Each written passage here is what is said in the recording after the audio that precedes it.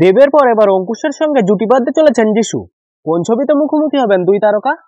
অপরদিকে উত্তরবঙ্গে ডাইনি সন্দেহে গণপিটুনি, বোনের প্রাণ বাঁচাতে রণংদেহী মিমি। জানাবো সবটা। প্রথমে আসি যিশু অঙ্কুশের কাছে।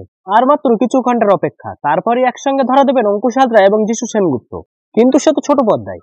ডান্স বাংলা ডান্স শুরু হওয়ার আগে জানা গেল শীঘ্রই দর্শকরা এই জুটিকে বড় পর্দাতেও দেখতে চলেছেন। কোন ছবির জন্য জুটি বাঁধছেন অঙ্কুশ এবং যিশু? 2024 সালে যিশু সেনগুপ্ত দেবের সঙ্গে জুটি বেঁধেছিলেন। উপহার দিয়েছেন খাদানের মতো ব্লকবাস্টার হিট। তাদের অভিনয়, অ্যাকশন সবই নজর কেড়েছিল সকলের। এবার জানা গেল যিশু সেনগুপ্ত হাত মেলাতে চলেছেন অঙ্কুশের সঙ্গে।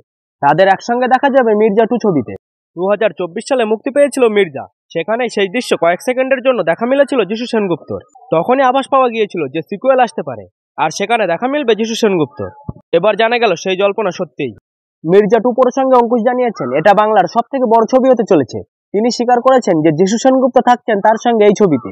একই সঙ্গে অভিনেতা জানিয়েছেন মুম্বাইয়ে একটি বড় টিম এই ছবির গল্প নিয়ে কাজ করছে। অপরদিকে ডাইনি সন্দেহে গণপিটুনি থেকে হত্যা।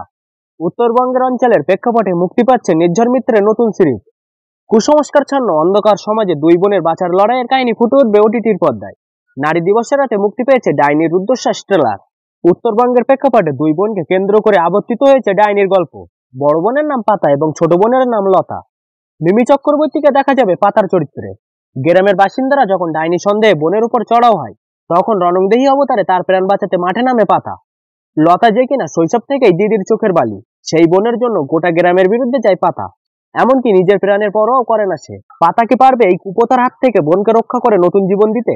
সেই উত্তর নিয়ে ডাইনি হইচয়ের প্ল্যাটফর্মে আসছে আগামী 14 মার্চ। দুই বোনের সম্পর্কের জটিলতার গল্প দেখা যাবে এই সিরিজে।